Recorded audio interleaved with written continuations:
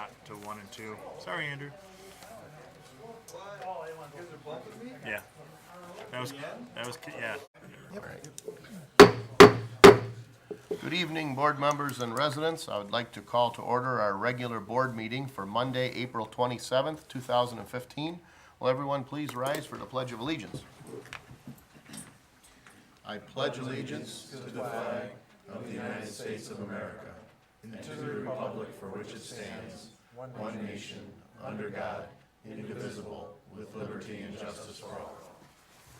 Mr. Witt, will you please take the roll call? Yes, Mr. Battanti? Here. Mr. Brado? Here. Mr. Capel? Here. Mr. Tominello? Here. Mr. York? Here. Mr. Witt here. Mr. Verkest? Here, thank you.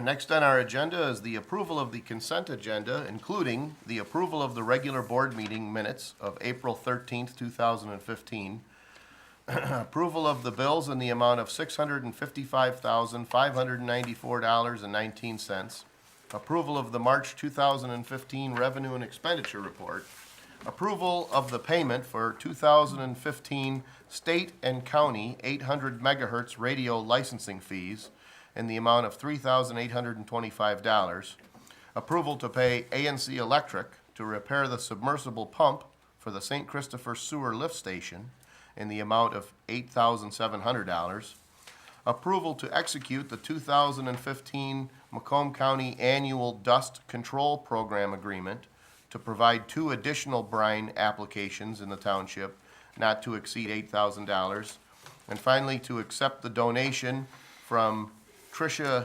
Stale for a memorial bench on the bike path on Metro Parkway south of Shoreline. Is there a motion?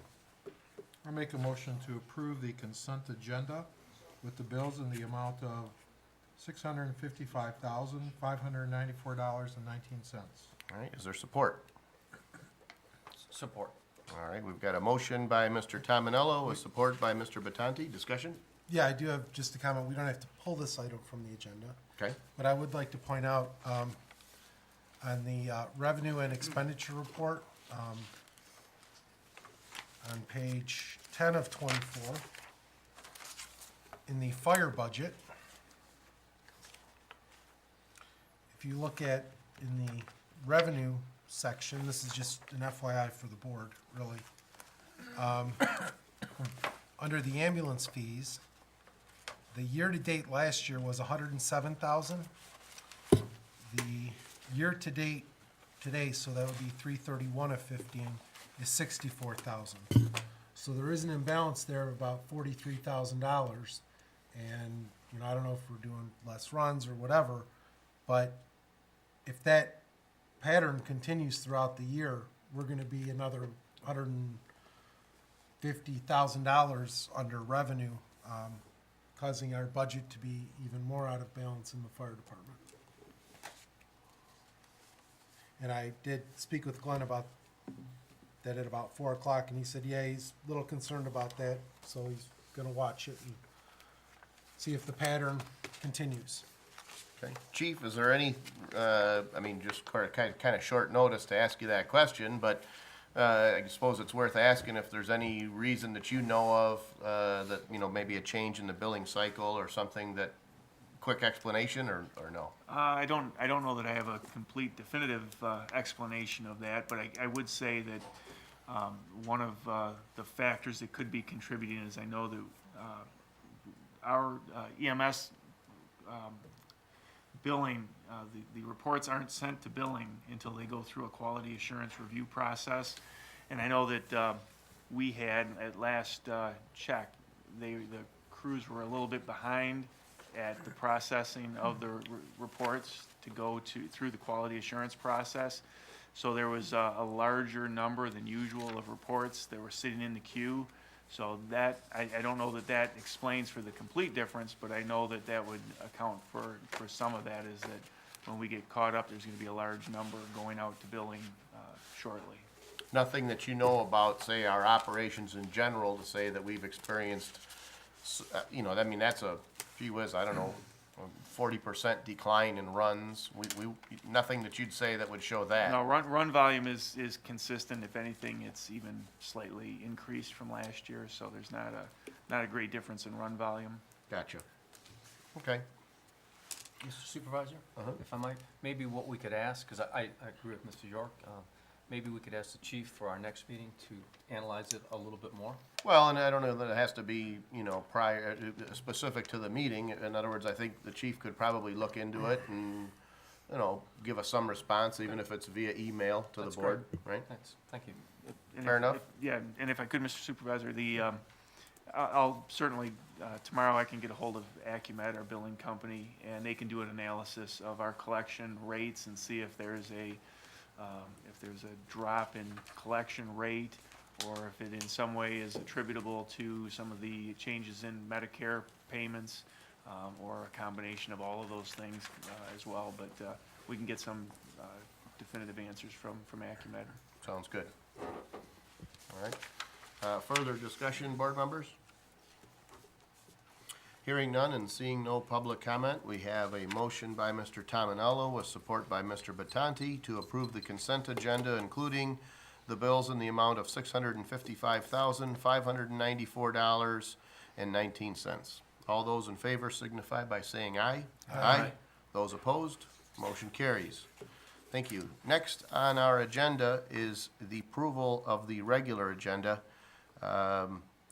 When we looked at this agenda, we noticed that under item, the 4 items under D, items 3 and 4 are 2 items where we have some folks from outside.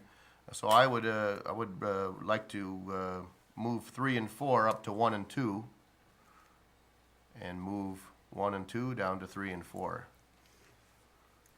Any problem with that, board? If not, is there a motion to approve the agenda with the changes? So moved. All right, got a motion by Mr. Brado. Is there support? Support. Support by Mr. Capral. Discussion? Hearing none and seeing no public comment, all those in favor signify by saying aye. Aye. Those opposed, motion carries. Thank you, board. Next is announcements. I've got a couple of announcements. The 2015 Huron-Clinton Metro Park passes are for sale at a discounted price to township residents.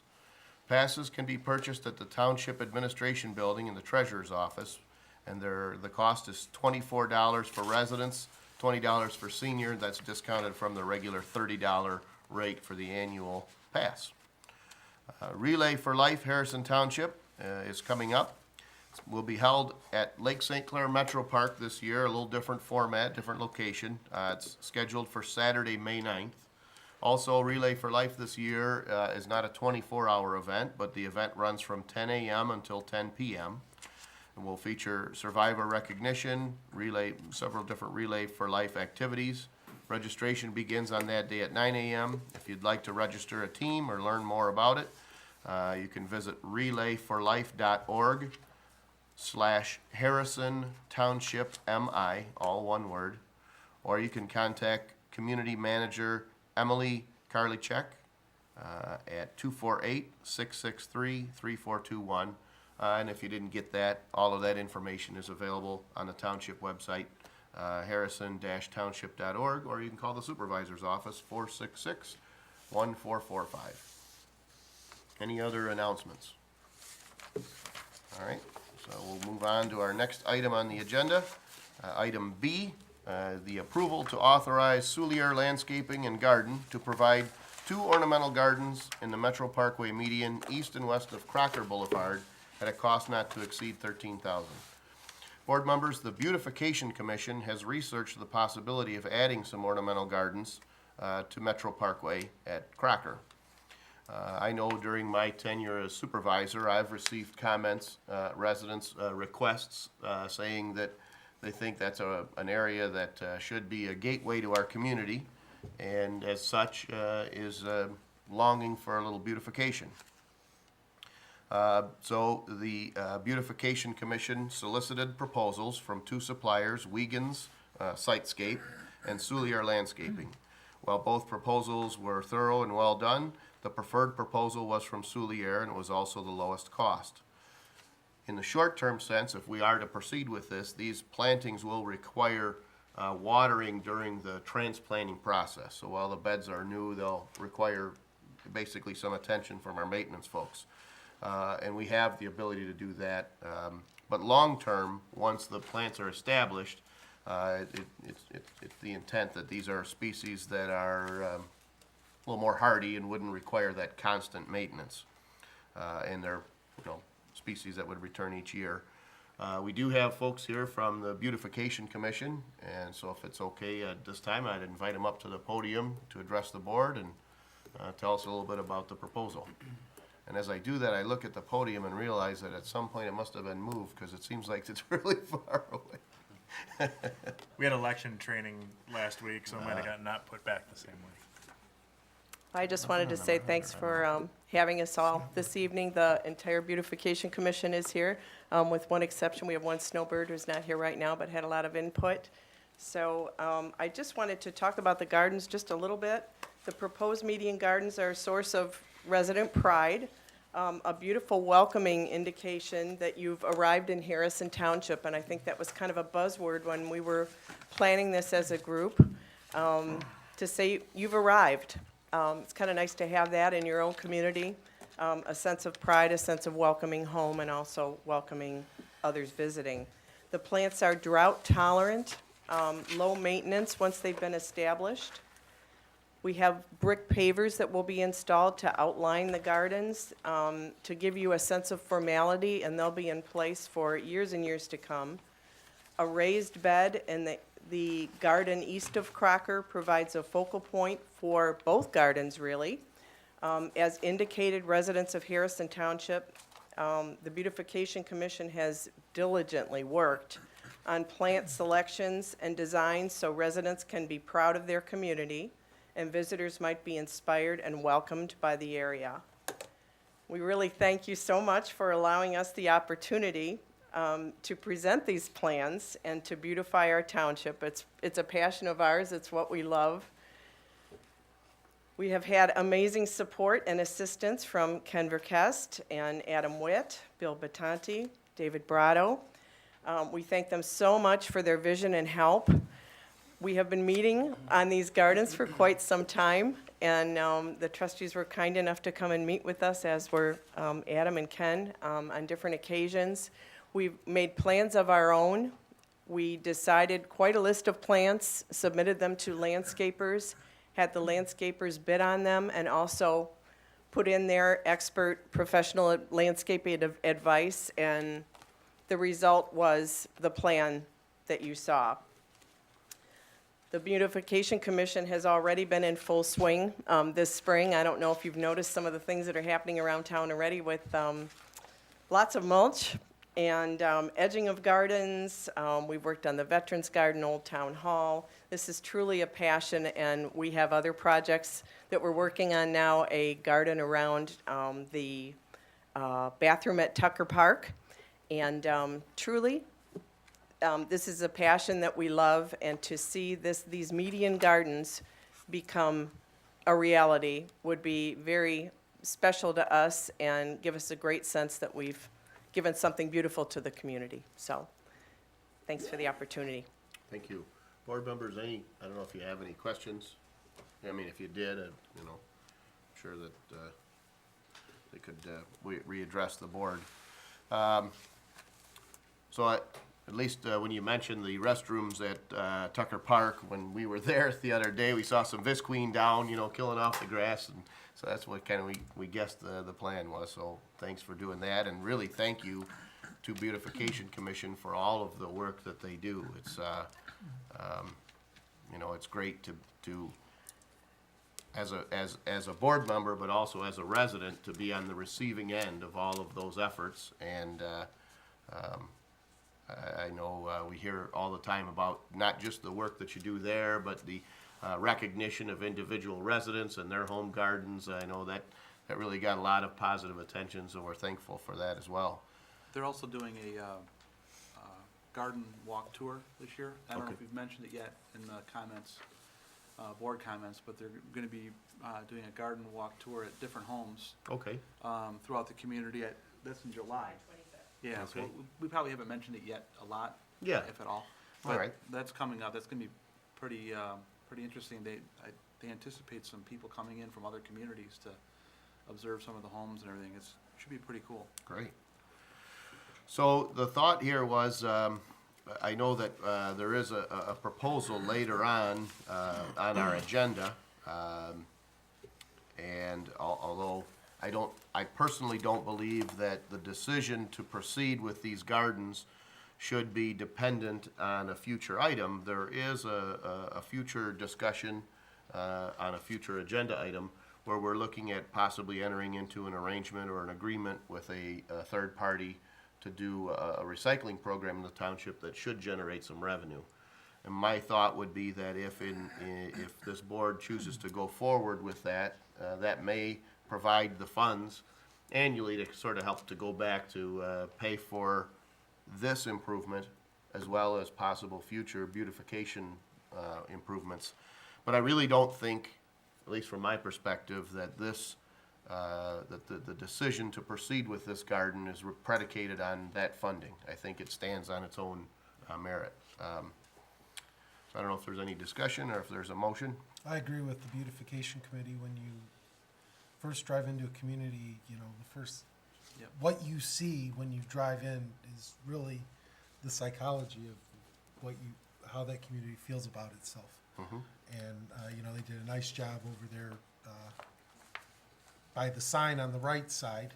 You know, it'd be nice to have, some type of plantings in there. It always looks so drab when you get to the corner and you're standing at the stoplight. So I'll make a motion to authorize Solari Landscaping and Garden to provide 2 ornamental gardens in the Metro Parkway median, east and west of Crocker, at a cost not to exceed $13,000. All right, there's a motion by Mr. York. Is there support? Support. Support by Mr. Batanti. I'll point out that there is for lack of a better word, a few steps we have to go through or hoops to jump through. The Department of Roads has a permitting process. We had discussions on, what you can place in the median. They have limits on the gauge or size of a tree. They don't want something that can become a traffic accident hazard. In a casual conversation with the right-of-way folks, they didn't anticipate a problem, but there is a no-cost application that we have to go through to get a permit to do the work. And we also want to make sure that our efforts in maintaining it coincide with, their ability to maintain traffic signals and so forth, so. Any other discussion, or? Yeah, one other, just a question, I just wanna make sure, and it goes along with the Department of Roads, to make sure that there's no construction that's gonna happen within the next year or two when we're tearing it all up to. Yeah, that's a great question. I can't give you that answer, but that's, I believe, really a part of the application process. I'm not aware of something that would happen, in the area that we would have, but it's a question we'll ask prior to, Just so we're not doing it twice. Absolutely, and nobody likes that. Good point. Any other discussion? Yes, comment, and I'd like to echo the thoughts that were already expressed by you, Mr. Supervisor, and Mr. York, and thanking the Beautification Commission for not only this, but for everything they do in the community. I think this is a very smart investment. And it's already been said, there's so much traffic that stops there. It helps send a positive signal about the community to residents, non-residents, prospective home buyers.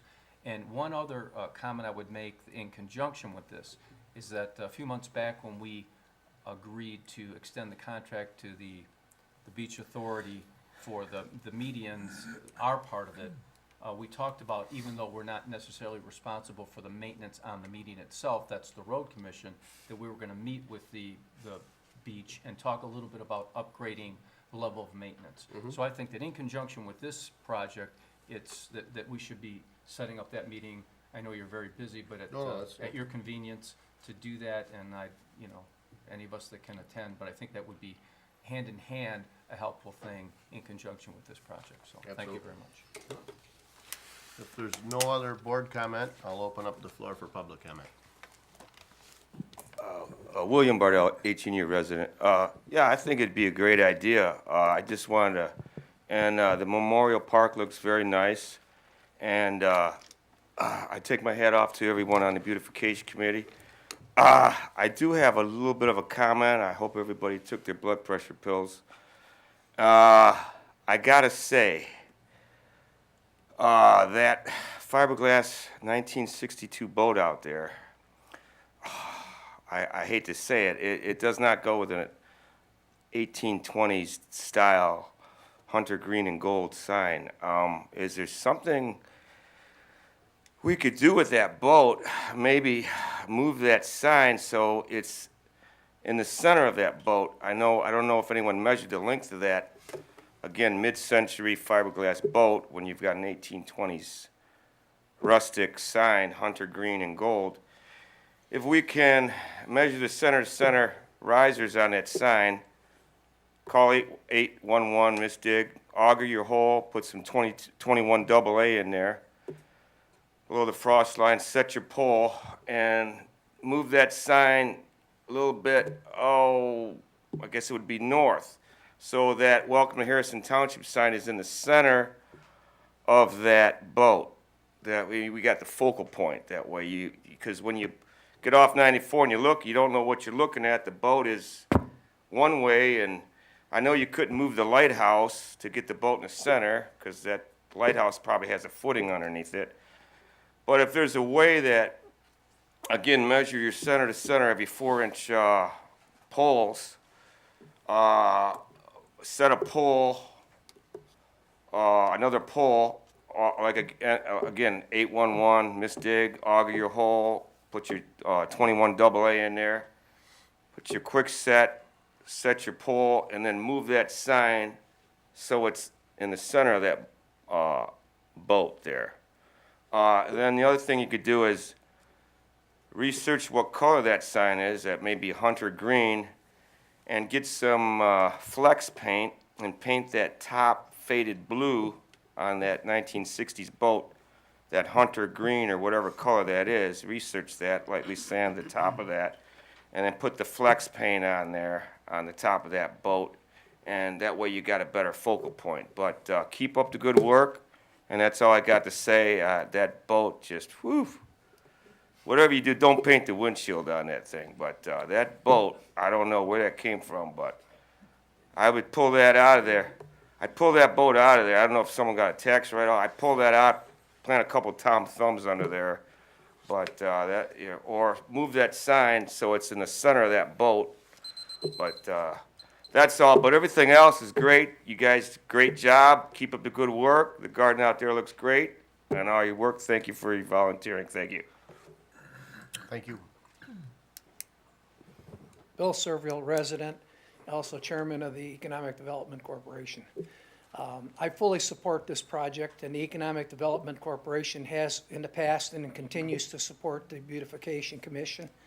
I do have one comment. It might be helpful to talk to the Road Commission about their snowplow operation. I know that it was discussed that these plants are somewhat salt tolerant, but I believe that they throw quite a bit of slush up there when they're plowing.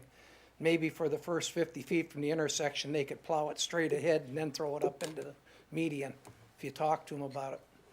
Thank you. Thank you.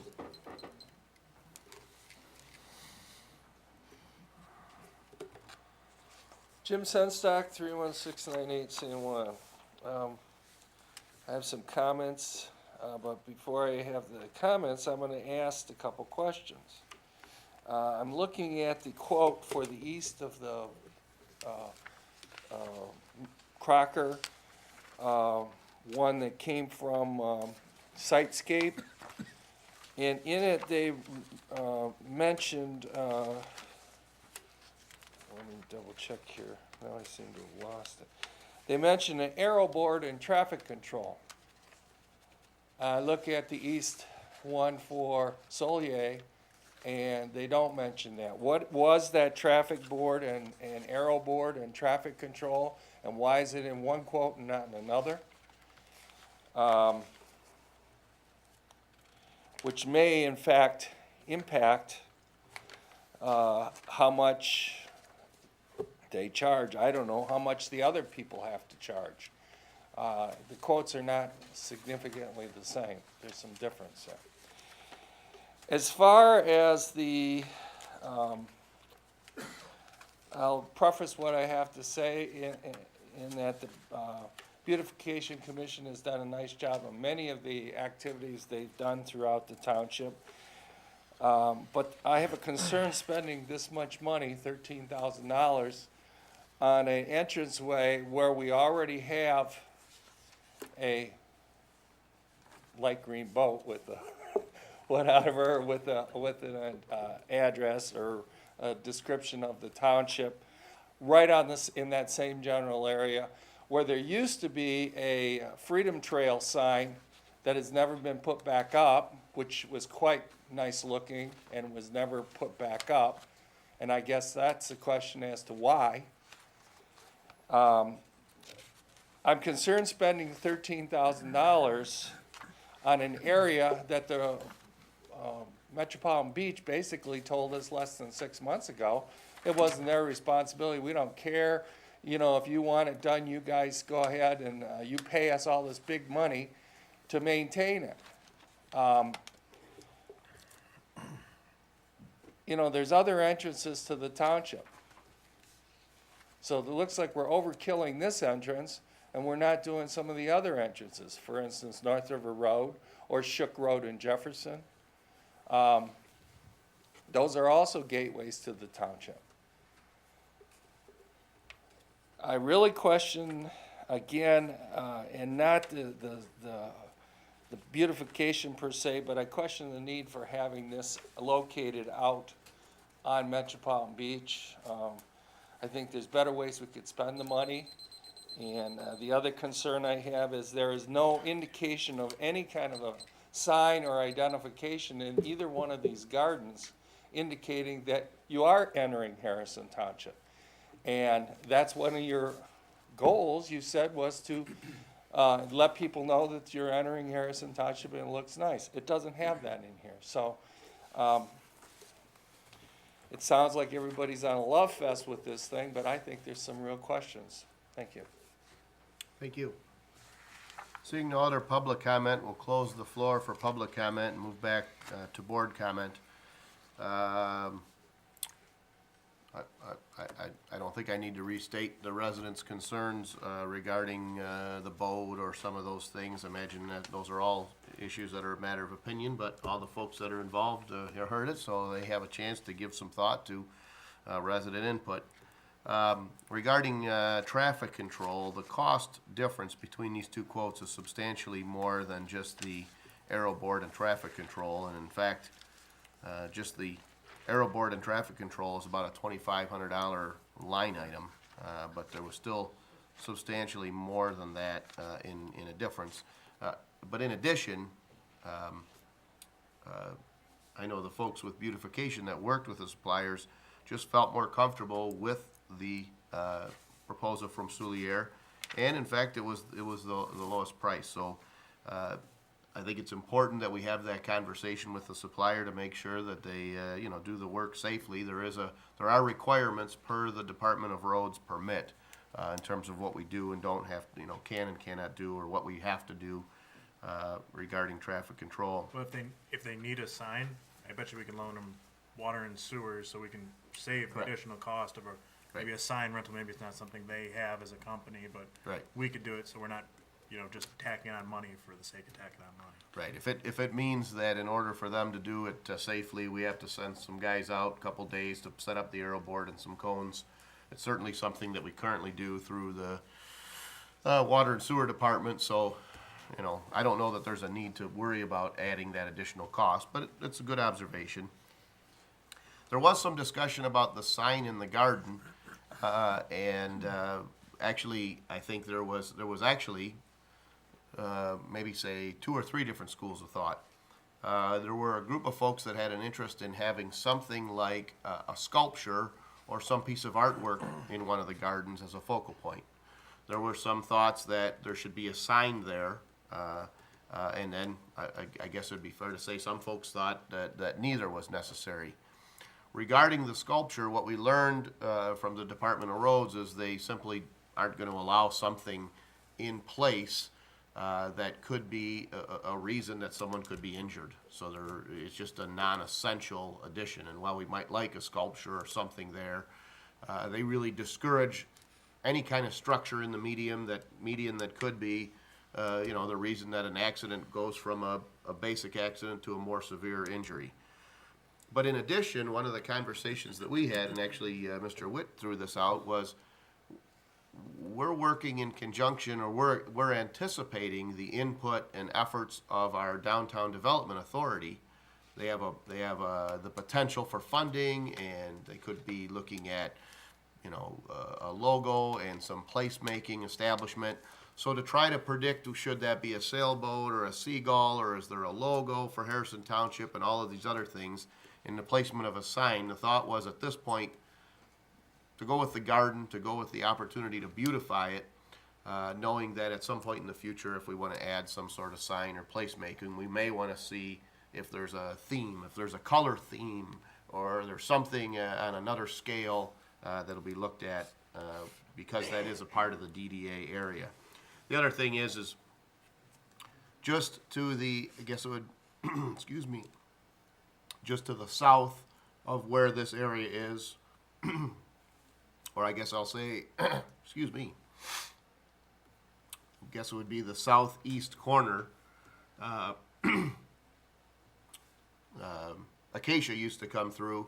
Now, with the right turn lane, there's a larger green space area there that's road right-of-way. That could potentially be an area where a future garden or planting area or a sculpture or something else could be added. So at least at this point, the thought was, some ornamental plantings, they're going to need a little bit of attention every summer, but for the most part, for the majority of the season, you're going to see some color and some beauty as you enter the community. And it doesn't necessarily have to have another sign that duplicates the existing sign that says "Welcome to Harrison Township." Just to kind of set a theme and an attitude as you enter the community. So, I don't know if there's any other board comments. I do have one. Okay. I don't know if the beautification's heading this up or not, but I noticed on the invoice that they have tax on here. The accounting department doesn't like tax, so whoever's heading this up, if you go to the accounting office, they'll give you a tax exempt form, because they'll give you a little bit of a hassle in the accounting office if they see tax. So. Yeah, there's $385 in there, so that's good.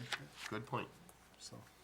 And we did, to address Mr. Senstock's comment, we did have some conversations discussing potentially taking the existing Harrison Township sign and potentially moving it to like North River Road or Shook and Jefferson, and having a different sign at the entranceway at 16 and Crocker that would tie in with whatever the DDA happens to come up with, if they happen to come up with something. And then also banners on the poles. We've talked about that in the past. So we would probably repurpose that sign and put it somewhere else. I think the goal is to have 3 primary entrance ways to the township. Mm-hmm. So we would repurpose the sign we have now if that is how it works out. So I think the longer term goal is to have 3 entrance ways to the township, so. Well, or to state another way, I guess we already have them, but to have Yeah, some presence or signage or, Right. Gardening. The other that sort two of wouldn't be as elaborate as this one, because this is kind of the primary entrance, but they would still be a little bit nicer than what we've got now. And I was fearful of lumping more work on a group of people when they're eager and excited about one project, but, go ahead, buddy, just Yeah. drive them right in the ground. So, all right, any other discussion? Hearing none, we've got a motion by Mr. York with support by Mr. Batanti to authorize Soulier Landscaping and Garden to provide 2 ornamental gardens in the Metro Parkway median, east and west of Crocker Boulevard, at a cost not to exceed $13,000. All those in favor signify by saying aye. Aye. Those opposed, motion carries. Thank you, Beautification, for all of the efforts. Next on our agenda, item C1, regarding 2 reappointments and 1 appointment. Mr. Witt? Yes, my office received a request from Lake St. Clair Metro Park to reappoint Miss Laura Cucciara Mr. Matthew Carr, and to appoint Mr. Donald Hibbert as the ordinance officers for Lake St. Clair Metro Park for 2015.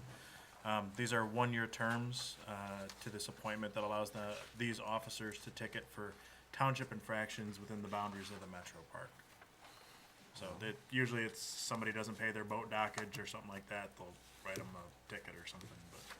Yeah, those numbers have They- dropped. they don't like- down to almost nothing. Well, part of it is last they year. started doing, the state does a lot of the booking for the docks in the summer, so it sort of changed the way people pay and Oh. that kind of stuff, so. Yeah, we used to get 4 or 5 years ago, we'd have a stack of them, and now, Yeah, they hate. last year, I think we had one. Yeah, they hate writing the tickets, it's the absolute last straw, I know, in working there, they hate writing tickets to people, they'd rather them pay the $6 for dockage or whatever it is, so. All right, discussion, or is there a motion? Make a motion to reappoint Ms. Laura Cucciara, Mr. Matthew Carr, and to appoint Mr. Donald Hibbert as ordinance officers for Lake St. Clair Metro Park, each for a one-year term to expire May 31st, 2016. Was there support? Support. We got a motion by Mr. Witt with support by Mr. Brado. Discussion, board members? Hearing none and seeing no public comment, all those in favor signify by saying aye. Aye. Those opposed? Motion carries. Thank you.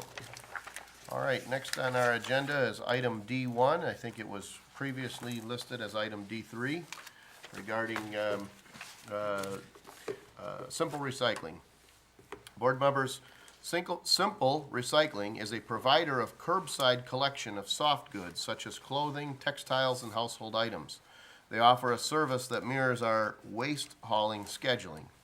The items collected are collected curbside, they're recycled and kept out of landfills. In exchange, Simple Recycling will pay the township in its current proposed agreement $20 per ton. Based on our population, they'd given an estimate, I'd written down approximately $3,000 per year. Simple Recycling provides all of the supplies, including bags to collect the goods. They do all the processing, they do all the advertising. In anticipation of bringing this and kind of researching the idea, I contacted other municipalities in Michigan that currently have working relationships or contracts with Simple Recycling. They reported positive results and good service. I'd asked for where the flaws might be or where the problems might be. One of the concerns that's voiced is sometimes folks say, well, how is this going to impact existing charities that already do curbside recycling? This does not conflict in any way. Every resident is still free and frankly encouraged to continue to do that. In fact, one of the proposals or suggestions from another community in the state said, on our website, if we were to proceed with this, we can actually establish a page where it describes, Simple Recycling, has a phone number for contacts, but also lists all of the charities in our area that will do curbside recycling and a phone number for each of them. So if someone says, well, I'd rather not put it in a bag and put it at the street, but instead I'd rather donate it to a charity, here's the list of all the charities. If you'd like to call any one of these, here's what causes they support and so forth. I did ask Mr. Huth to look the contract over a little bit. Excuse me, and I also asked him to contact Rizzo Services to see if they have any conflict. There really doesn't sound like there would be a conflict. On the contrary, if it's $20 a ton, and maybe the estimate is that we might collect 150 tons over the course of the year, that's 150 tons that doesn't go into landfill. So it's 150 less tons that Rizzo has to pay, in tipping fees at the dump. But it's also environmentally friendly.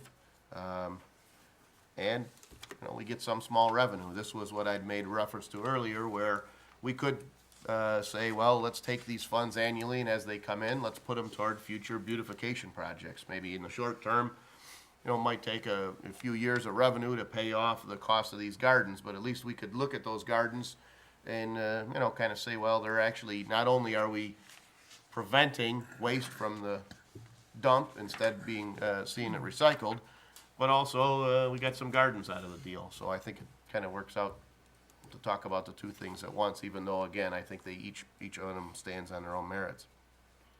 There is a representative here from Simple Recycling, If it's okay with the board, I'll invite him to the podium to address the board and tell us a little bit about the program and how it works. With us is Scott Brady. Thank you. Thank you for allowing me to introduce Simple Recycling. This program is the highest impact environmental initiative a municipality can implement with zero cost or operational requirement. Let me say that again. This program is the highest impact environmental initiative a municipality can implement with zero cost or operational requirement. As Mr. Verkes mentioned, we provide a curbside clothing and home goods recycling program that is free to both the township and the residents. It's revenue creating for the township. It fills the sustainability and green initiative. As mentioned, we provide the curbside pickup service, specially designed recycling bags, all informational materials, all trucking expense, all related insurance coverage, and program management. There is nothing for the township to manage or pay for. We're currently operating in Lansing, East Lansing, Wixom, South Lyon, and Walled Lake, with programs pending in many other southeast Michigan communities. We're also operating in the metropolitan Cleveland area, metropolitan Indianapolis, as well as Dallas and Houston.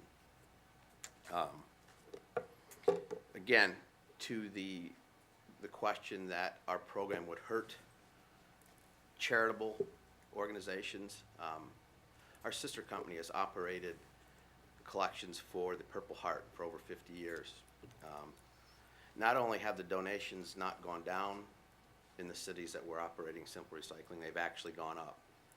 So our program is creating more awareness. According to the EPA, only 15% of unwanted clothing is actually donated or recycled in the traditional fashion. 85% simply ends up in the landfill. And that's what we're after, and we're trying to make it as simple as possible to capture that 85% that ends up in the landfill. If I can ask, for the benefit of the residents and the board, so if we get this program, what happens? How does the program start, and how do I, as a resident, participate in the program? We do a pretty extensive outreach and education program. Once we sign a deal with the township, an initial postcard will go out to every household in the township announcing the program. About a week or so after that, a second mail piece goes out, which is actually a packet that will include our bags and tags and another information card. About a week or so after that, a third mail piece goes out, re-announcing the program and saying, starting the week of June 1st, along with your other traditional recyclables and trash, please set out the green bags at the curbside. Our trucks will then mirror your regular trash pickup route and pick up the green bags or green tagged items. At every resident that we pick up bags, our driver will take bags and or tags and put them back up on the porch. We cannot legally touch the mailboxes. So it's constantly sustaining itself. Also, all the residents can call the 800 number at any time to request additional bags and tags. Another question. Sure. The majority of the things that would be recycled are typically clothing or textiles. Yeah, over 90% is actually clothing. Right, and so, again, for the benefit of the residents and board members, what happens to those? I think you described it as like 3 levels of items that are collected.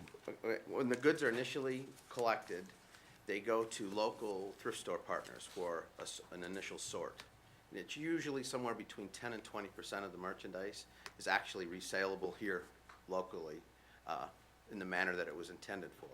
After that, the remaining inventory is actually baled up and exported to primarily third world areas where the goods are actually sorted again, whereas this jacket may not be resellable here, but in another part of the world, it still could be used in the manner it was meant for and used that way.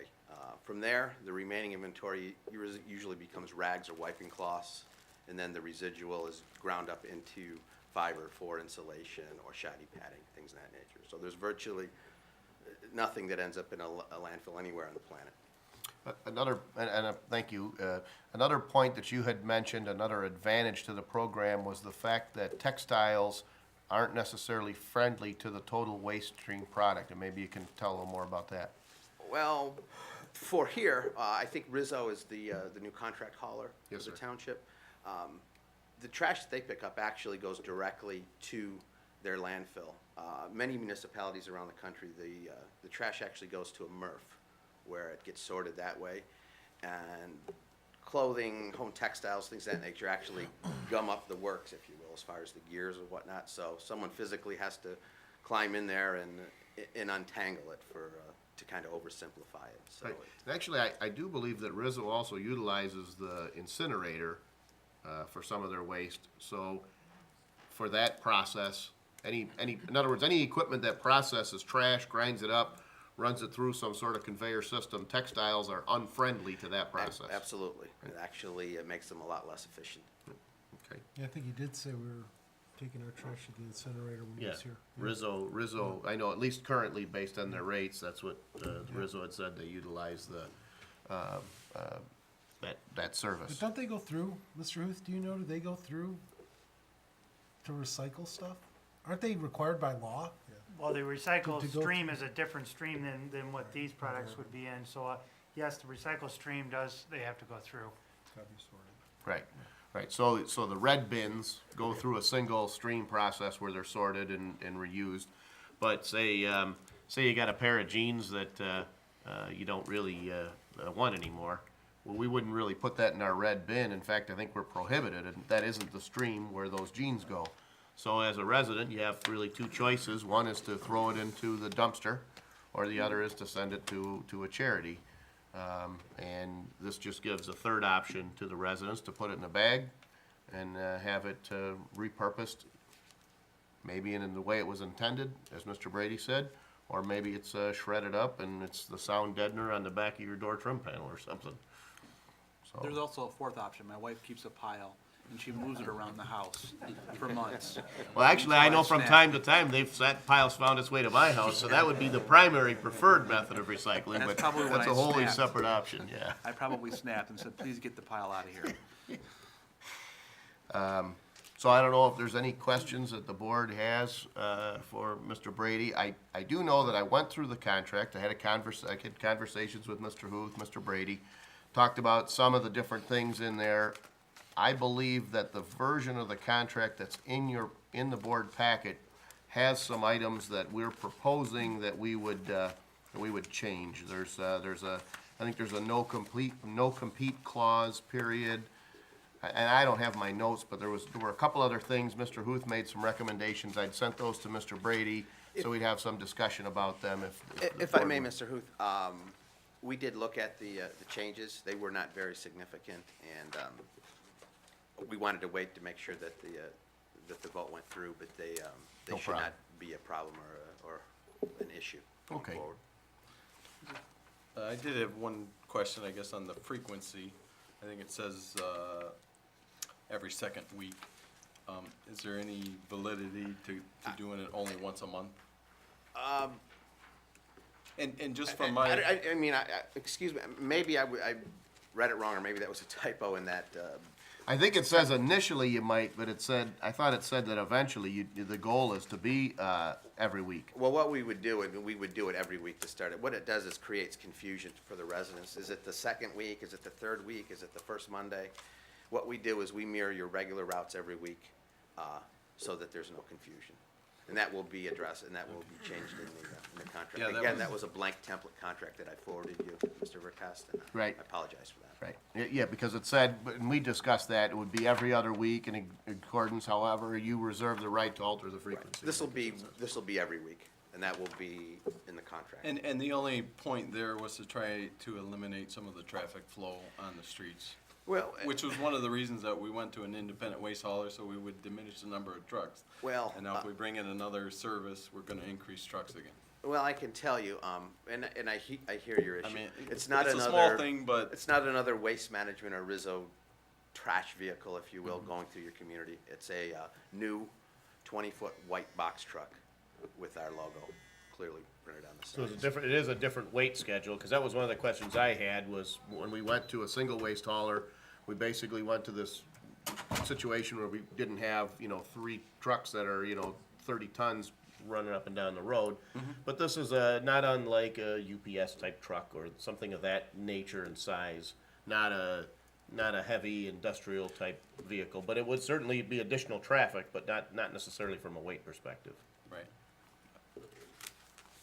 I think this is a great idea. I mean, we're a destination community. I hate to use the term dead-end community because it's kind of a negative, but, you know, everything dead ends here. So it's more convenient for us if someone picked things up and took them away than us having to drive around and find a place we can drop these things off. So, I mean, I know there's other charities that do the same thing, but this seems like it's awfully convenient to me. I have a couple comments, and I don't mean to be a downer, but I'm a free market guy. I think everybody knows that. And while recycling and all of this is fantastic, okay? I don't like giving, you have St. Vincent de Paul, you have Salvation Army, you have other Purple Heart, you have other charities that could easily do this same thing in this community. I feel like I'm keeping them from doing this. There's no doubt that if I went to Salvation Army and said, would you like to be able to put bags at all over and once a week, pick up those bags, there is no doubt in my mind that the Salvation Army would jump on that in a minute. The difference between the direct Salvation Army and this particular company is, you know, $20 for 1,000 pounds of goods. It's not a very good return. 1,000 pounds of clothes, you know, ton is 2,000, okay. 2,000 pounds. I know I donate normally 4 or 5 garbage bags of clothes, and, you know, I take a bigger deduction than that on my tax return. And quite honestly, you know, that's where the money is. So what's literally happening here is we give a company the exclusive right to collect goods from the community, to act as a middleman. They give us a little bit of cut against the big cut that they're getting for the clothes. Well, 10 to 20% of the clothes go to the thrift stores, so there's no doubt that the thrift stores are probably paying something. 80% of the clothing says not resellable, so that goes to the U.S. So there's no doubt in my mind that the exporter of those clothes, there's some exporter somewhere who's collecting all those clothes, who's paying probably $200 a ton. But they're not paying, you know, a little slice of the pie.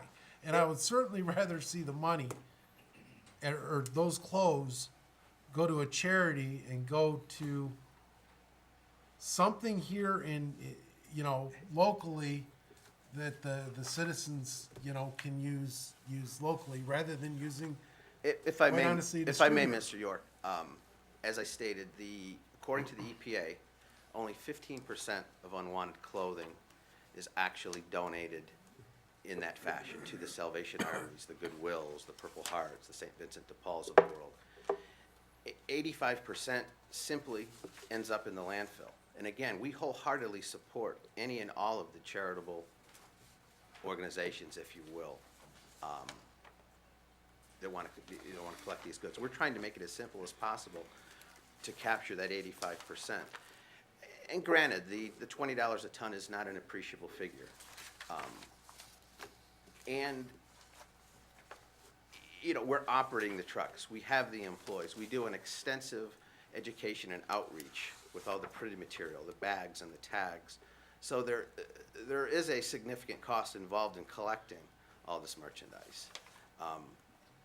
So again, you know, we are not ultimately taking away from the charitable organizations. As I stated, you know, we do operate the collection service for the Purple Heart. And not only have the donations not gone down for the Purple Heart in the communities that we're up and operating in, they've actually increased. So I hope that, you know, addresses your... I just don't like to give a monopoly, and that's what I'm doing. I'm giving a monopoly to one company to collect stuff from the residents on a normal basis. Well, it would be a monopoly if they didn't have other options, but I can still take my stuff anyway. There's nothing in here that says. Well, I understand that, but why don't I call Salvation Army right here on Gratiot and say, why don't you come and collect these goods that you would get from these people and cut out the middleman? You Well, can. I think That's the whole people point. have favorite You know, charities, like my mother-in-law likes St. I'm Vincent just- de Paul. They have, people have favorite charities, they're still gonna continue to call their favorite charities.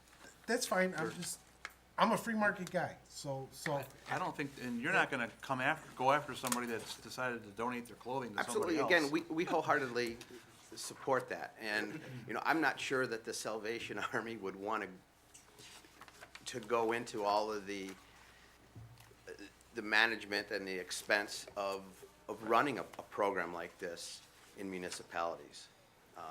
Their model, if you will, is for people that bring stuff to them, or they operate a call center where people actually make an appointment. Well, on May the 6th, you know, please come pick up this merchandise from my porch. well, I know that there have been some charities that send everybody a card. And it Yep. might even be St. Vincent de Paul, I They- can't quite remember, but They do, they they all put do. your bags out there, they say, okay, we're gonna be by your neighborhood on whatever, March 5th. You put your bags of, kids' toys, whatever, clothes or whatever out on your front porch, they come in the big white box truck and And take it away again, and we leave your wholeheartedly receipt. support that. What we're You know. trying to capture is the So the- stuff that's simply Oh, no, I being The, understand. the I just- contract does not prohibit the current actions in any way. Absolutely, no, we support that. I think you should go for 1-year trial and see how it works out. This is something new, 4 years is a little much. What's the termination? Well, originally the contract had a renewal, that was one of the revisions. Yeah, the we had. renewal We- was if nobody says anything, then it just renews automatically. Right, we If you removed that. don't pay for or notify somebody in 60 days, I believe. Yep, and we'd remove that from the contract, saying that we would sign a contract for a 4-year term, and at the end, that we just struck the rest of that language. So at the end of 4 years, we have the option, in other words, if we do nothing, nothing occurs. This would be a sunsetted contract. That was one of the things Mr. Huth brought forward. Well, I understand, It's got a 45-day, There's your out clause. yeah, and there's also there's no. 45. Yeah, that was my 45 question. days. So, But you know, when you do the year though, it forces you to go and look and see what's going on. That's my only, when you have Yeah. these long-term contracts, you tend not to look at it, but, you know, if you put somewhat of a, you know, okay, let's do a year trial, then it forces you when that year's up to at least go look at what's going on. Well, You yeah, know. the flip side of that is what I see is there's an upfront cost for a company to come in and agree to do this, that's number one. Number two, once they do it, if I say, well, we're gonna do this for a 90-day period, it probably never catches on. I would guess that the volume builds over a period of time, once people learn about this and they say, what is this green bag for? They hear about it, or a neighbor talks about it, or they become more comfortable with it. So I definitely understand your point of saying, let's try it for a year. The only reason why I'd wanna try it for a year is if I got into this and I found, hey, you know what, we've been defrauded. People are paying $100 a ton and we've been really, you know, this is a bad deal, or it's really negatively impacting our residents. Well, number one, the references that I called, to me, were the best, because at that point, I didn't feel like I was counting on Simple Recycling to give me a recommendation. I was literally calling my municipal peers to say, what have you experienced? And they said, it's been a great program. It's been very positive.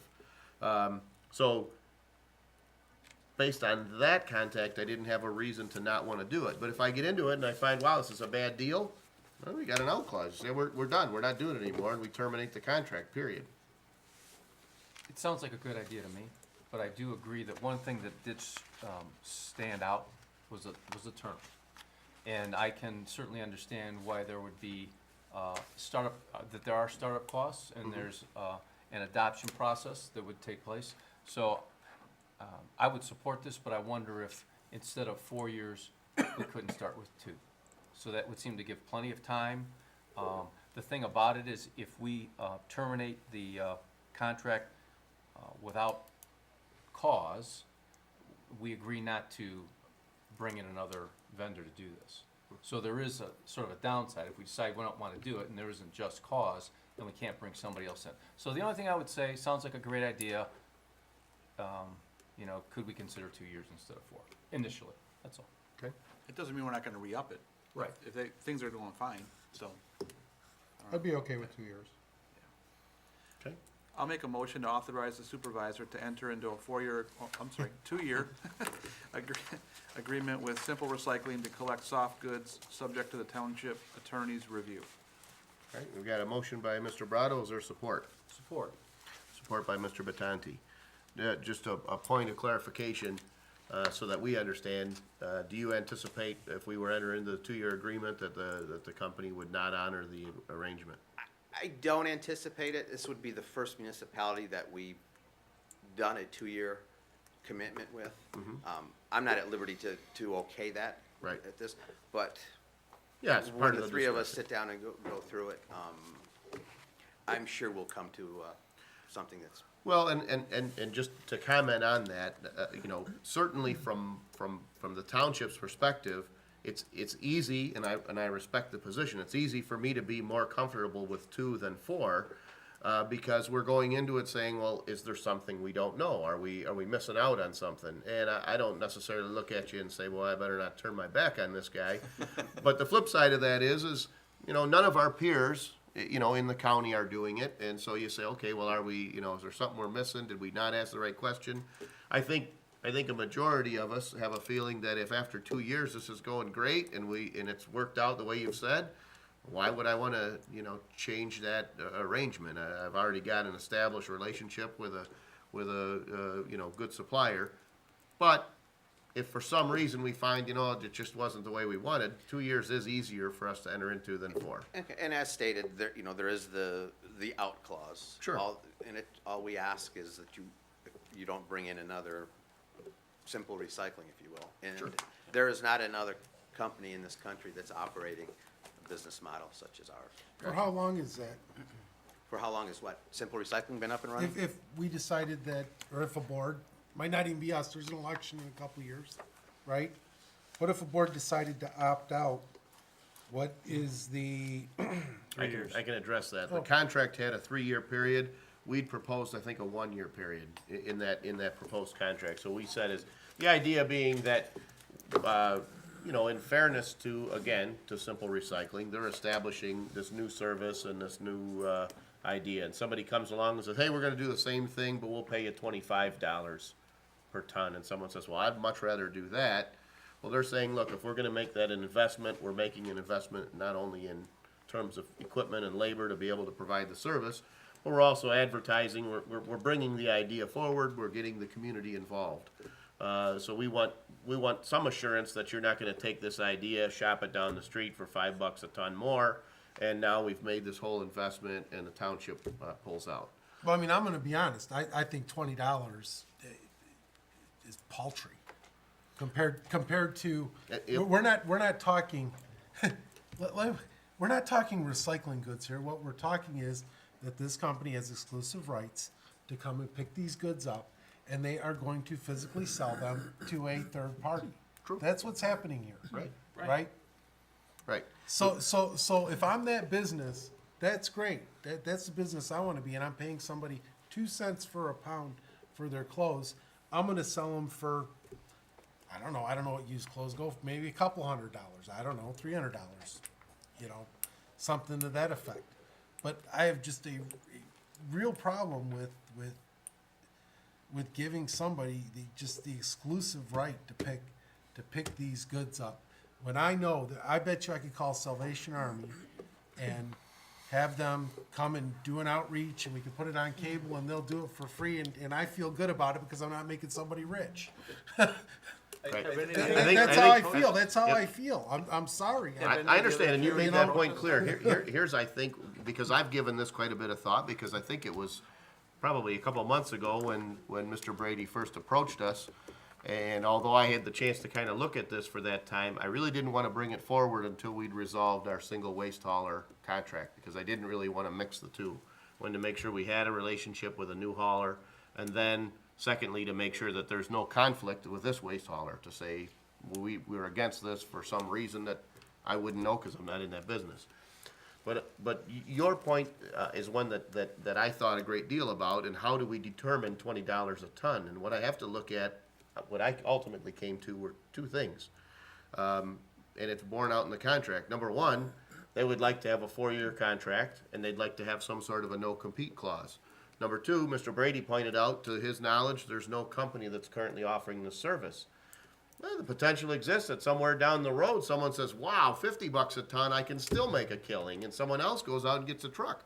At that point, I'm a free market guy too. I'm already working the numbers in my head, so. But here's what I know, until someone actually goes out and does it and starts making $1 gazillion, it's hard for the second guy to jump in. So when Simple Recycling is making a killing doing this, sure, somebody else is gonna go out and buy some box trucks and hire some guys, and they're gonna come out with another Free market number. will take care of itself. Correct, but in the But short in the term, mo- hang on, let me finish. But in the short term, I gotta sign up to a contract with some reason to allow somebody to take a business gamble and establish themselves in an area and begin that process. And I think that's what I see in that $20 per ton. In the end, right now, it's getting something started. I could say, well, I'm gonna wait a couple of years, and when everybody else is in, maybe I'll get $30 a ton. I can't quantify that number. But what I look at is, this is a service that we start now, we get stuff out of the landfills, we get it recycled, we encourage a growing business to come into a new community, our references are good. A couple of years down the road, maybe $20 a ton isn't the right number. But at this point, I'm not in the textile speculation business. That's, I don't have a problem with them doing this service. Sure, Let me- understood. Let me be clear on that. Sure. I don't have a problem. My problem is that I am giving them, as a board member, an exclusive right to pick up all these goods in the community. That's where I have a problem, excluding other firms from entering into the market. You're Not not, though. excluding. Well, we are. You're excluding them. Well, we are. But you've said it several times, and board members have refuted it. I think we've beat that issue to death. You feel different than Wait other a minute, people. it says, wait a minute. Okay, in the contract, it says, if you remove the contract, you gotta wait 3 years before you can bring in another vendor. Okay, so I don't understand how that is being refuted, or I am wrong. Okay, that's nonsense. Well, it just, I'm not wrong. What no, you're that's saying not what is- we're refuting. We're that's what it refuting is says. that if I as an individual say, you know what, the for-profit business, I don't want to mess with them. I would rather call up Salvation Army, because they started a similar program that does this, where they repackage this up, crate it off, and it goes to charity. I can call up the Salvation Army and say, hey, Salvation Army, I have some stuff on my porch that I'd like you to come pick up. There is nothing in this agreement that says they can't come and pick that up off my porch. Individual Okay, residents so let me- still can so work with let anyone me- they want. Let me expand that, okay? That's when you call in. If the Salvation Army came to Harrison Township and said, we would like to put bags on everybody's, mail out a card and put bags on everybody's front porch so they can go ahead and donate their used goods to me, would that be allowed by this contract? No, I don't see where it would. So let me say I don't this. think there's any confusion No, there. It's if it's exactly a my curbside point. pickup, that's the issue. I can put, with all the stuff for Purple Heart and that kind of stuff, where they send a flyer in the CNG that says, we're gonna be in the neighborhood, we're gonna pick up on Saturday, May 2nd. They can still do that. It's not curbside pickup. It's still the same way they've operated. What he said was that nothing, I would rather support local charities than giving a and- for-profit Right. organization, and there's no doubt that I could probably go to any number of charities and ask them to do the same thing, and they would offer that to the citizens of this community, like I said. well, we could table this And- agenda, and- and if maybe David, we'll have Darren be in charge of contacting some Oh, other go ahead, entities. and do it. No, if you said, if you're volunteering to do that, we can I'd be wait more than 2 happy to do weeks. that. I have no problem with this business. I Or mean, the it just, business if, model. Well, So- here's another thing. We're talking about now a 2-year contract, which in the grand scheme of things isn't an inordinately long period of time. No, sir. Let's say, right now, we're not aware that any of these charities is willing, no one's approached us to do it, we're not Correct. aware of it. Correct. So we might do this for 2 years. If we find out, because it won't be on the top of anybody's agenda to do, Right. if we find out over some period of time that there is another option, such as Mr. York is describing, we could certainly, or another board who has ever here at that time, could certainly consider it. 2 years is not an inordinate period of time in my mind. As long as at the end of the 2 years, if we choose not to continue the contract, there isn't some clause that says we still can't do this. If we agree on 2 years, that should be the end of it, but it allows us the option of moving in another direction should we so choose at that time. Mr. Supervisor, can we take public comment at this time? Yep, well, I think we've beat it up pretty good. Does anybody have a problem with that? The only thing I was gonna say was, you know, at the last meeting, we just approved AT&T putting up a tower. Sort of a monopoly, right? They're not a charity, but we just approved that. I don't know that as a government body, we wanna redefine everyone's business model when they come in here. We either wanna do it or we don't. Well, not only that, but one of the things that we talked about when we talked about putting up a tower was not only is there a revenue model associated with a tower, but I'm pretty comfortable saying the vast majority of our residents use cell phones. So the presence of a tower and additional coverage does come with some public benefit, that everybody has a little better signal and a little more access to communication. Likewise, not only is there some small revenue component to this, but there's no cost to us, and in the end, when this 2-year agreement is done, we can say, we helped to pay for some gardens and we saved 300 tons of stuff, based on what we guess, based on their model from what they've done in other communities. We've prevented 300 tons of junk from going in the ground, and instead it's being used at some better way. I think that comes with some value. 2 years from now, if the going rate's $100 a ton, well, one of two things is gonna happen. There'll be Uncle Joe's Recycling, they'll be knocking on our door asking for the contract after 2 years. Or maybe Simple says, hey, look, we're doing a good job and we know the market bears out $100 a ton. We're willing to sign the contract for $100 a ton. We'll have choices at that time. I just think that right now, I know of no other choice. I found no competition or no other person that I would sign this agreement with. Yep. What I see is an option to go for very little effort on our part, zero cost on our part, to get a program started and begin people thinking toward keeping textiles out of the waste stream. But I'll say this to Mrs. Keene, and Mr. Keene know this, they need $3,000. I'm more than happy to make a motion to give them $3,000 with or without. Yeah, you already did. Recycling, to be honest with you. You already did. I think they know that pretty well. I'm Sure. not basing my decision on. No. I've told them for many years, just let us know what you need and we'll take care of that. If it's okay with the board, there was a suggestion we might open up the floor for public comment. Is that all right? Agreed. Mr. Brady, we've got some residents who might want to comment. Thank you. William Bardell, 18-year resident. I spoke with, so if we decide to pull out of this contract, we can't get another company for 3 years. Okay, that's not good. Okay, the other thing I want to talk about is, I talked to the Salvation Army. I talked to Mr. Del Bunch, and he told me that they converted 213 million pounds of recyclables last year. Shoes, they made mats for like McDonald's. You can call him if you'd wish at 313-965-7760, extension 200. Again, 313-965-7760, extension 200. This is in direct competition with the Salvation Army. The Salvation Army provides 87% benefits to the cause. So administration takes 13%. Those are the numbers I got. The numbers I got from Purple Heart was over 60%. So it seems like this is not a good idea. I would not think this would be a good idea, because you can call Purple Heart. They will come to your house. And also, when you see those little boxes at Myers or whatever, it says shoes and clothes, that's not for profit.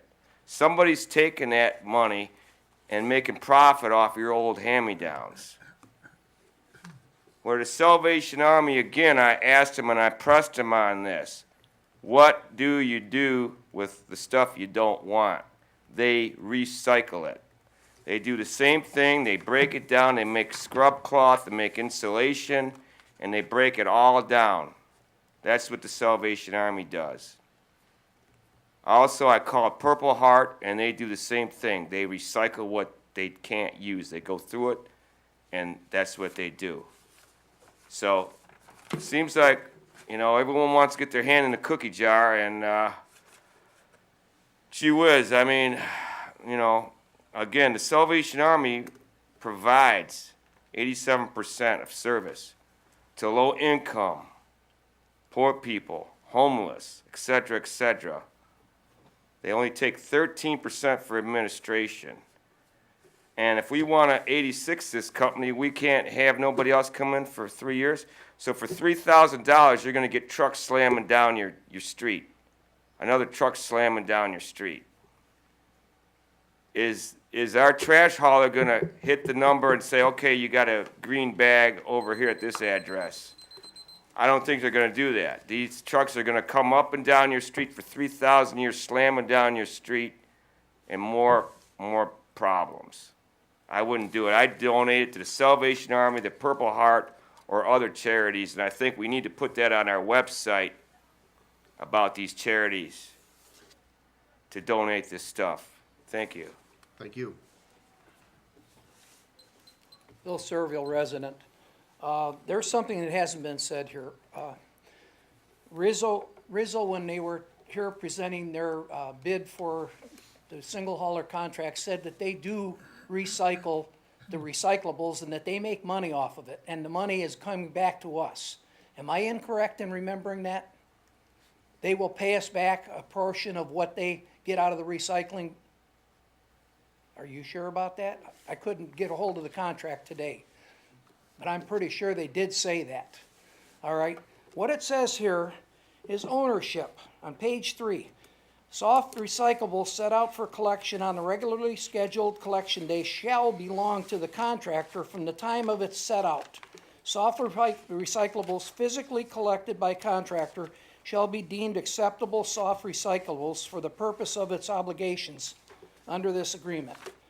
And on page 8, it describes, it gives a description of what soft recyclable is.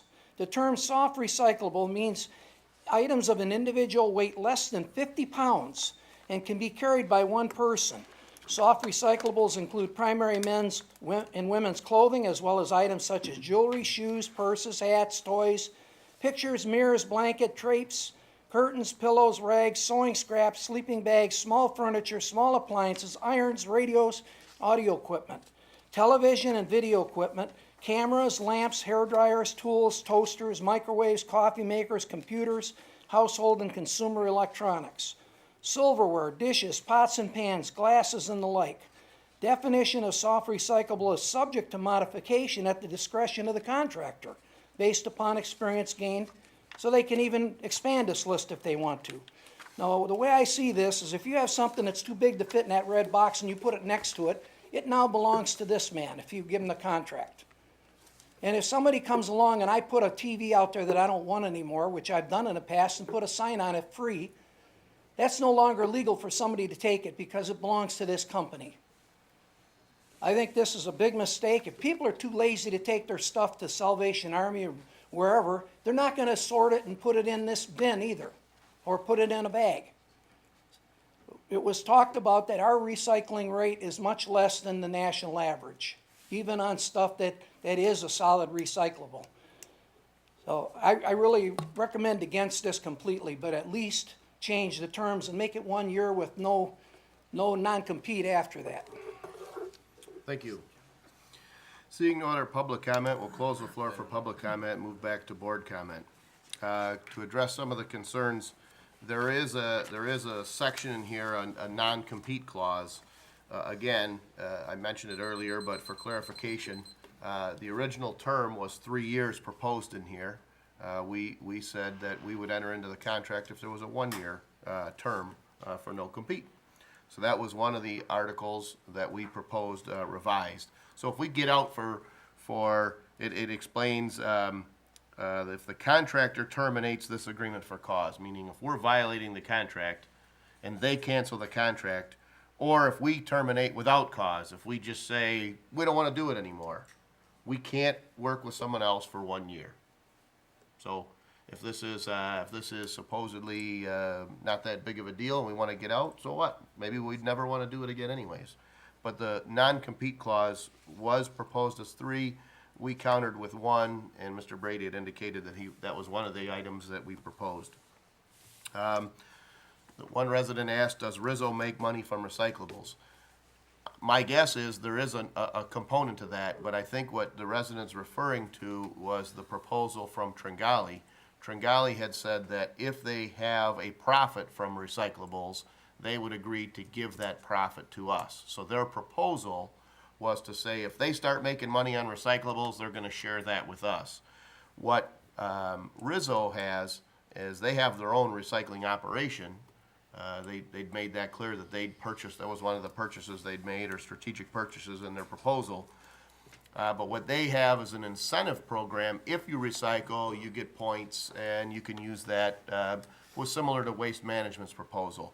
If you actively recycle goods, they'll acknowledge that, keep some record of it, and in return, offer up so many points per week that can be redeemed online for coupons or gift certificates and the like. But what's really important by that is this. The Rizzo, our single waste hauler contract very clearly defines what our single waste hauler wants.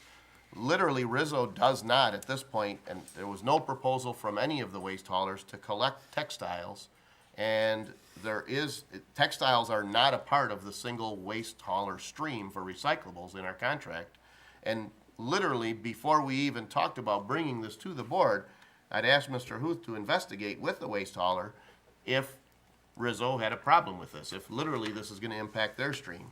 And the short answer was no, they don't collect textiles. So we still want everybody to put their milk bottles in the red thing, and if we went ahead with this, you can put your blue jeans in the green bag. That's two separate streams, and the two don't mix. The other point that was made, that if I put a TV out on the street and I put a tag on there and it says free, these guys own it. And I think Mr. Brady made that clear. He doesn't have some inherent right to everything that happens to sit at your curb. The company has a right to the things that you put in a bag or you affix a tag to. So if I happen, I'm sorry, hold on. We had public comment. So if I happen to put an item out and I say to Frank, hey, you need that hand truck, I put it out at the curb. On your way to work, you can come by and pick it up. Simple Recycling doesn't have a right to come by and take that hand truck or a child's bike because he left it there when he went inside to have his lunch. But if I put a green tag on it that says Simple Recycling, now I've assigned that by my actions to the recycler. Now, is there an opportunity for us to say, well, hey, look, we need another system or a way to straighten this out? There could be, but knowing that they're already working in other markets, it was my understanding that most of these bugs have been worked out. You put it in a bag, you put it out there, you put a tag on it, it's assigned. But if you leave it out there for free or someone's gonna come by and pick something up, I don't see where this contract suggests that they have that right. There's a tagging process. So, I believe that the township residents, this would overwhelmingly be convenient and beneficial to the majority of the township residents. Whatever minutia is being stirred up tonight is nothing compared to the convenience that this is gonna offer every resident in this township.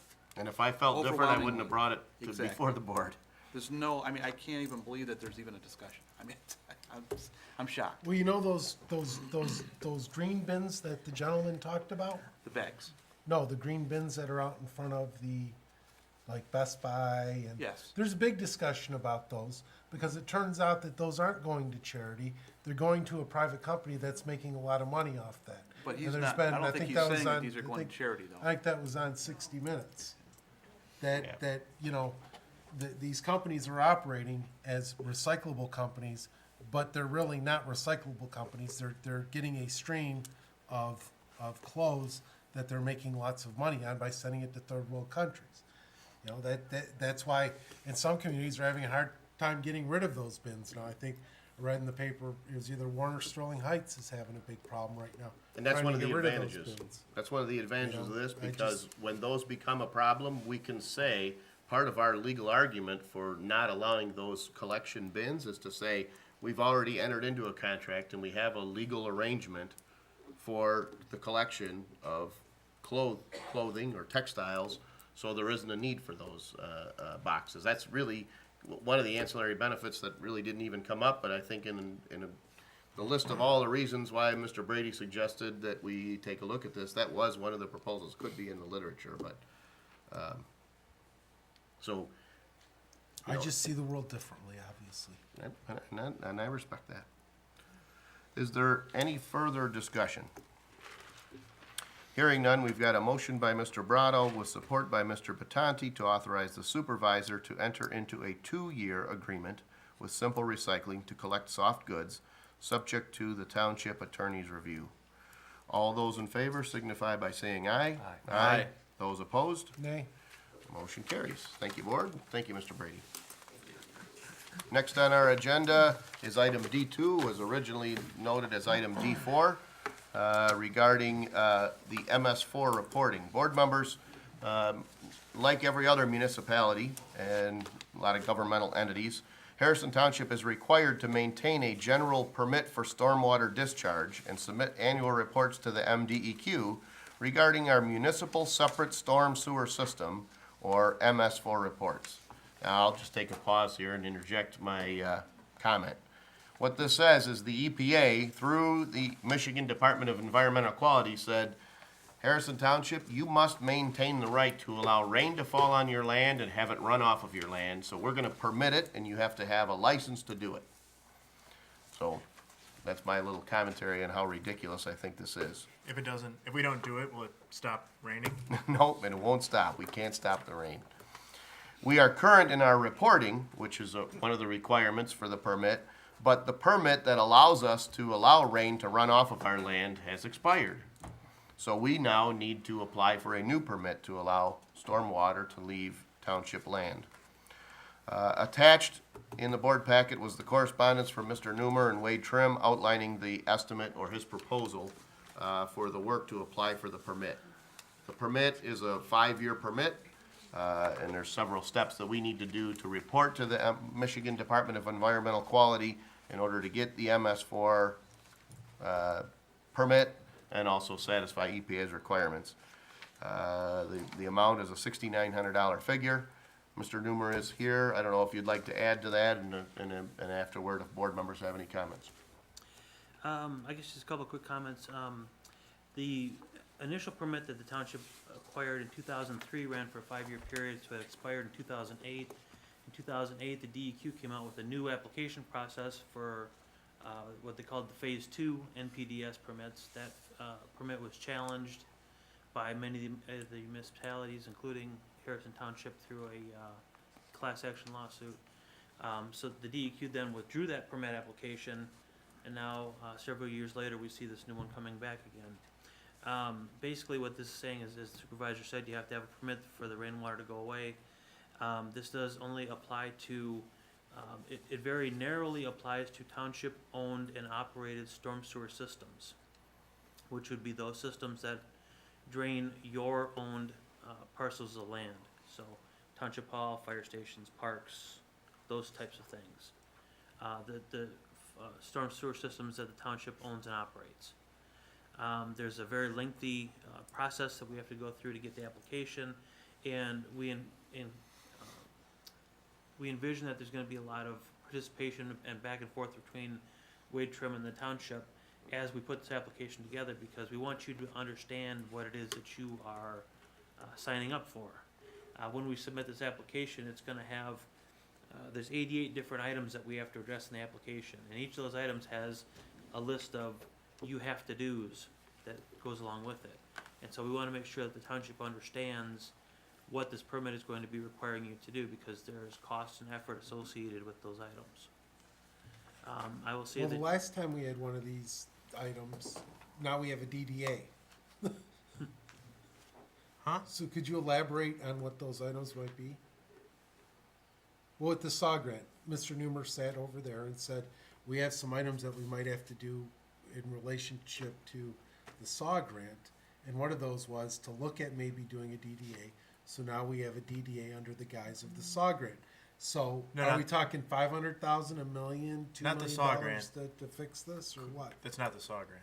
No, the DDA has absolutely nothing to do with the SAW grant or the MS4 reporting. Not the MS4, but I believe it had to do with, what was the other Well- grant then?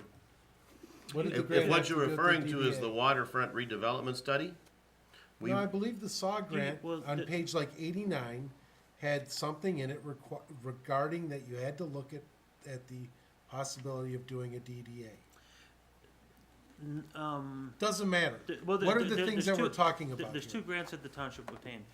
The SAW grant had some obligations that, if we go through and do the analysis and determine that the amount of your water and sewer rates that you're charging your users is not adequately funding the operation, maintenance, and replacement of your sewer and water utilities, that the township would be obligated to enact a portion of a rate increase in order to get that back into alignment. That's what was related to the SAW grant. I think maybe what you're talking about is, we did get a coastal zone management grant that funded the waterfront redevelopment plan. The waterfront redevelopment plan put together, a land use plan for that area, it talked about goals, it talked about objectives.